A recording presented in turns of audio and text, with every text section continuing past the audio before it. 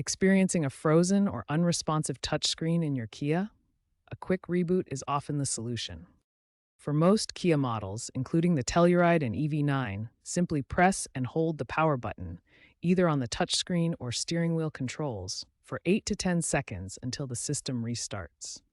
This clears temporary memory without erasing your personal data, similar to restarting a smartphone. This resolves many common software glitches, app freezes, and touchscreen unresponsiveness issues.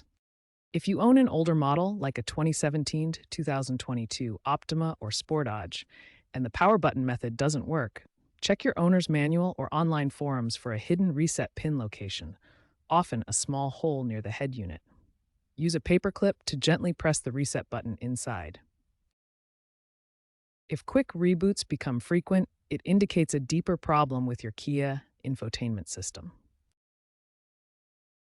First, ensure your Kia's infotainment software is up to date via the Kia Connect app or a USB drive, as outdated software is a common cause of instability. Consider limiting the number of third-party apps installed, as conflicts can lead to system crashes. Try closing apps you don't use. In electric vehicles, lag during navigation in cold weather has been reported. Preconditioning the battery might help. According to recent expert opinions, excessive app usage is responsible for 30% of touchscreen issues.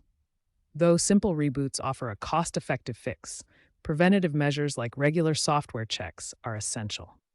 For persistent issues, especially in newer models like the 2023 EV6, consult Kia's service bulletins or contact a certified technician.